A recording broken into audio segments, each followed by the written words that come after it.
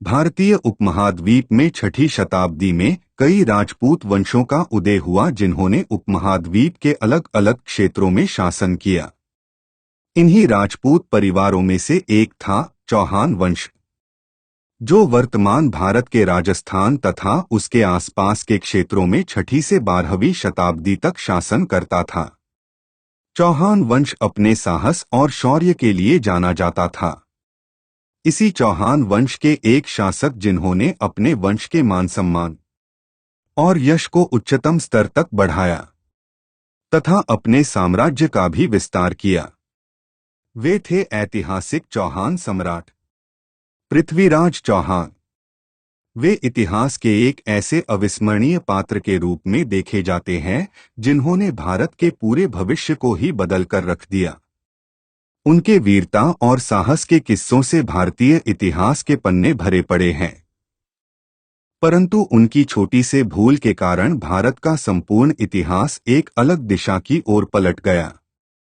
उन्होंने विदेशी शक्तियों के साथ युद्ध करके भारत की रक्षा की तथा उन्हें दिल्ली पर शासन करने वाले अंतिम स्वतंत्र भारतीय शासक माना जाता है।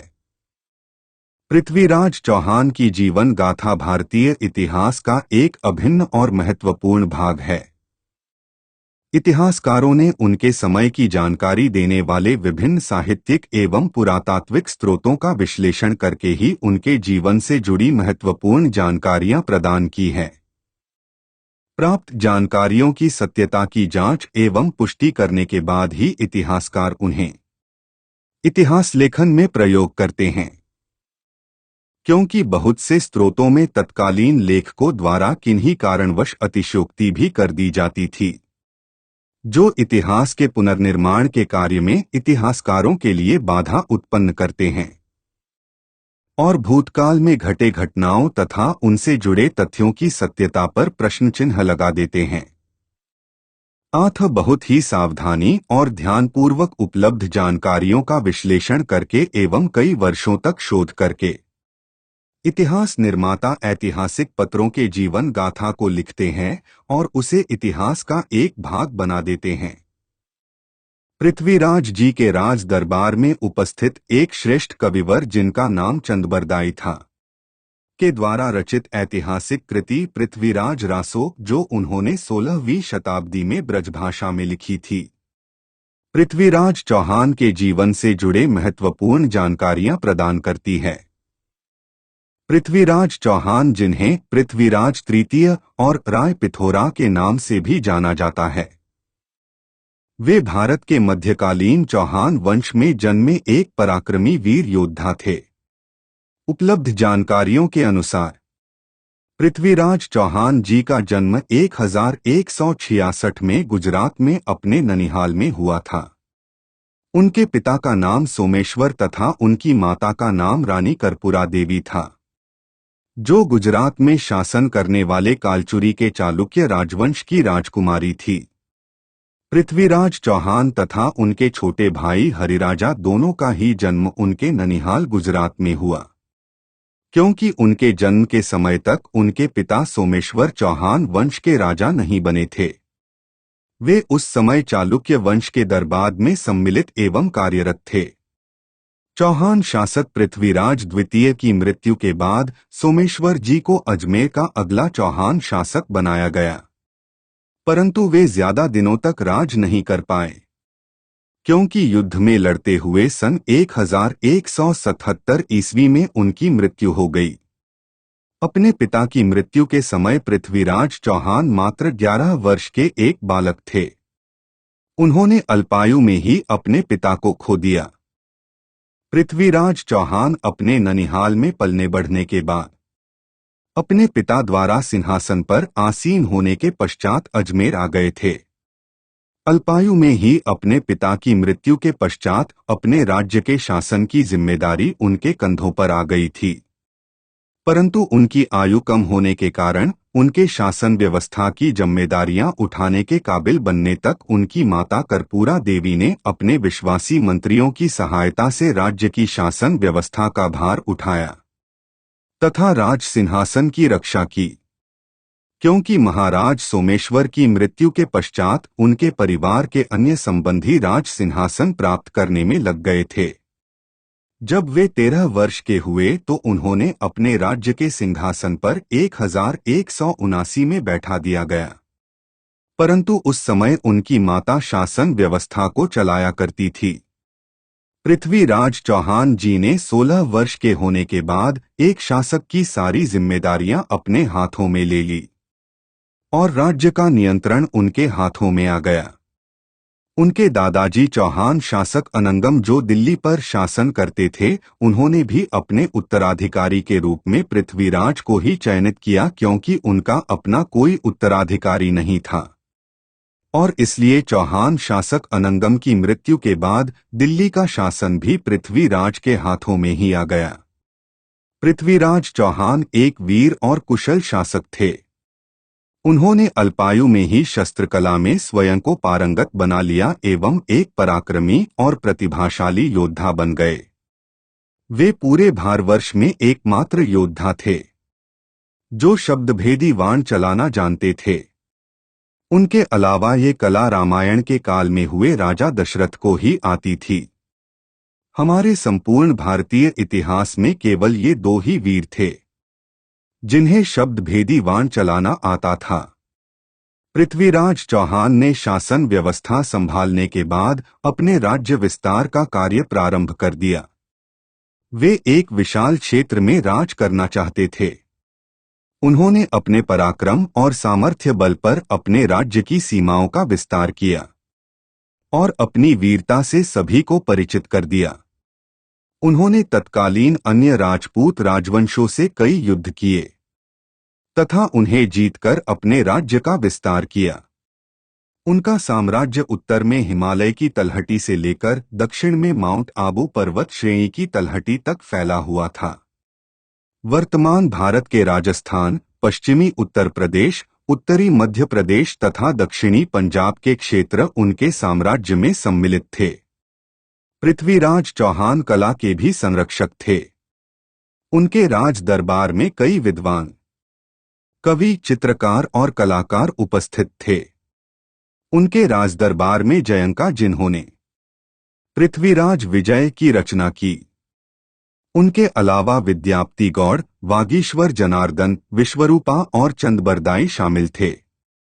पृथ्वीराज चौहान एक कला प्रेमी व्यक्ति थे तथा उन्होंने विद्वानों और कलाकारों को संरक्षण प्रदान किया। नागार्जुन के साथ युद्ध। पृथ्वीराज ने अपना पहला युद्ध नागार्जुन से लड़ा था, जो उसके चाचा विग्रहराज फोर का पुत्र था। उसने सिंहासन प्राप्त करने के लिए विद्रोह कर दिया था, जिसका पृथ्वीराज ने दमन किया और उससे पराजित करने के बाद गुड़ापुर क्षेत्र को अपने अधिकार में ले लिया।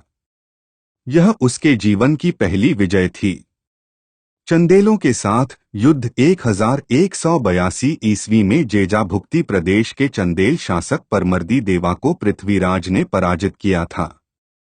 उन्हें पराजित करने के बाद पृथ्वीराज ने माहोबा प्रदेश को अपने अधिकार में कर लिया। इस विजय के बाद उनकी ख्याति और भी ज्यादा फैल गई, परंतु इसके साथ ही उनके शत्रुओं की संख्या भी बढ़ गई। गहड़वालों के साथ युद्ध। पृथ्वीराज चौहान की शत्रुता गहड़वाल शासक जयचंद के साथ था, परंतु उनकी बेटी के अपहरण की घटना के बाद उनके मध्य शत्रुता और भी बढ़ गई। चालुक्यों के साथ युद्ध। 1187 ईस्वी में पृथ्वीराज चौहान ने गुजरात में शासन कर रहे चालुक्य वंश सोलंकी के चालुक्य वंश के शासक भीमा द्वितीय पर आक्रमण कर दिया था, परंतु वो उनसे पराजित हो गए। कुछ समय बाद दोनों राजवंशों ने कुछ समझौतों के द्वारा एक दूसरे के बीच संबंध को सुधार लिए। 11वीं शताब्दी में हुए महमूद गजनवी के हमलों ने भारत में इस्लामी शक्तियों के प्रवेश के द्वार खोल दिए थे। भारतीय उपमहाद्वीप के उत्तर पश्चिमी इलाकों के क्षेत्रों इस्लामी शक्तियों ने कब्जा कर लिया था। महमूद गजनवी की मृत्यु के बाद मोहम्मद गौरी के नेतृत्व में घुरीदों का उदय हुआ, जो भारत पर राज करने के मंतव्य से भारत पर आया। उसने 1175 में पहली बार भारत पर आक्रमण किया, जिस समय पृथ्वीराज चौहान एक बालक थे। गुजरात के सोलंकी राजवंश से पराजित होने के बाद गौरी अपनी सेना और ताकत को पुनर्गठित करने हेतु अपने देश लौट गया। उस समय वह चौहान वंश की सीमाओं को पार करते हुए वापस लौट गया। उसने दोबारा तैयारी के 1191 में भारत पर आक्रमण किया और इस बार उसका सामना पृथ्वीराज चौहान से हुआ। उन दोनों के मध्य हुए भिड़ंत को इतिहास में तराइन के युद्ध के नाम से जाना जाता है।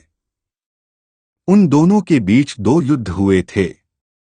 तराइन का प्रथम युद्ध मोहम्मद गौरी ने 1191 में चौहान वंश के क्षेत्र में आक्रमण किया और तबर-ए-हिंद या तबर-ए-हिंद नामक क्षेत्र में कब्जा कर लिया।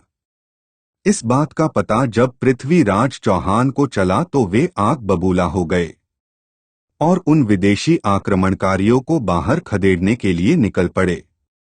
उन्होंने अपने सामंतों को एकजुट करके एक गठबंधन तैयार किया और पूरी शक्ति के साथ गौरी की सेना पर आक्रमण किया।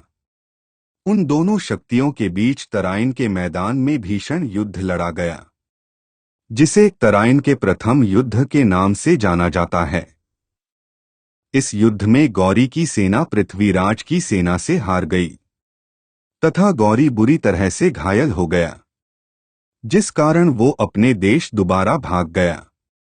युद्ध विजय के बाद पृथ्वीराज ने तबर-हिंद प्रदेश को उनके कब्जे से पुनः छुड़वा लिया। तराइन का द्वितीय युद्ध तराइन के पहले युद्ध में हारने के बाद गौरी अपने देश लौटकर अपनी सेना को पुनः संगठित किया और अपनी ताकत को और बढ़ाया।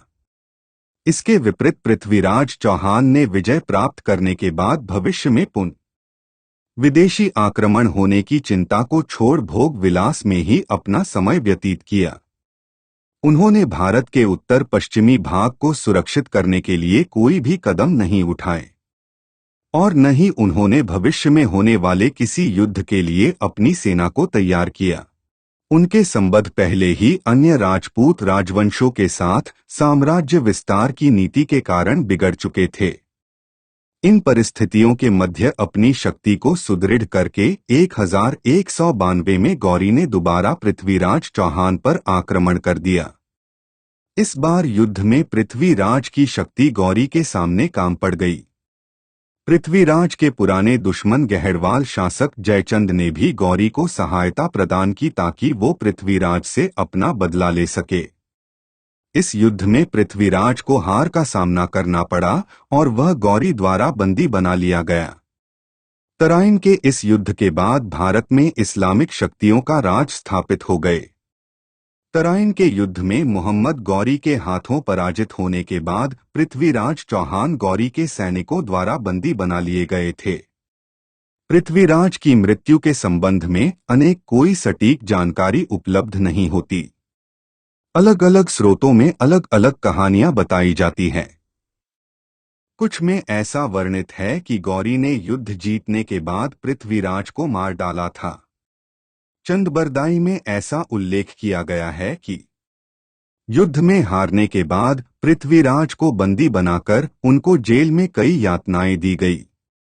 उनके आंखों के अंधा कर दिया गया, परंतु उन्होंने अपनी शब्दभेदी वाण चलाने की कला द्वारा अपने राजकवी चंदबरदाई के वर्णानुसार निशाना साधकर भरे दरबार में गौरी की हत्या कर दी थी। परंतु यह एक अतियोक्ति ही लगती है, क्योंकि अन्य उपलब्ध जानकारियों के अनुसार गौरी की मृत्यु उसके अपने देश गजनी में हुई थी।